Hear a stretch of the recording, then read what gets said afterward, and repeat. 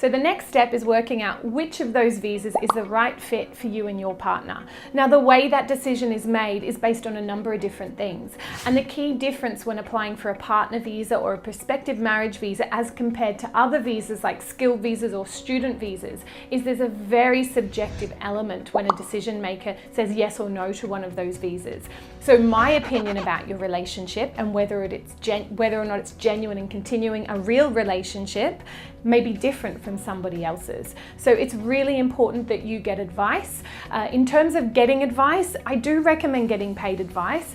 There's a lot of migration agents that will offer good free advice, but in my experience or hearing from the experience of my clients, quite often those free advice sessions can end up being just a sales pitch. So it's like anything in life, you get what you pay for. So I think it is a good idea to get a paid advice session and be prepared when you go for that advice.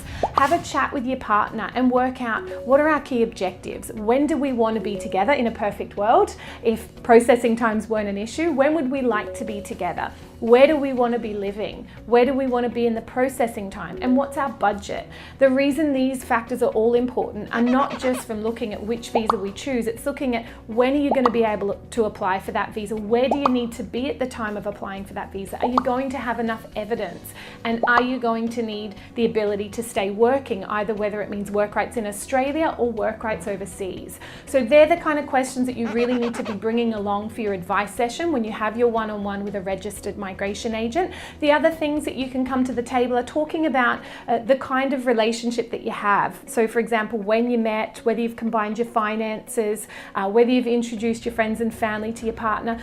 All of that background information is going to be essential for your migration agent to give you advice about which of those partner visas is going to be most suitable. When's the right time to lodge? Can you lodge onshore? Do you have to lodge offshore? Are you going to be able to secure some kind of opportunity to have work rights in Australia? Do you need to be traveling in and out of Australia in the processing times if you are going to be lodging an application from inside Australia?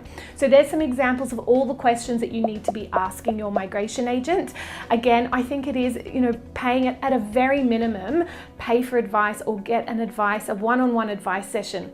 If your driver's license was $7,000, would you go to your exam with just one test, having taken one lesson before going for that exam? No. So please, at a very minimum, you don't have to use a migration agent if your case is quite straightforward when it comes to lodging the application, but please, at a minimum, just get advice. For the sake of less than $200, sit down and have a clear plan. Your relationship deserves it after all.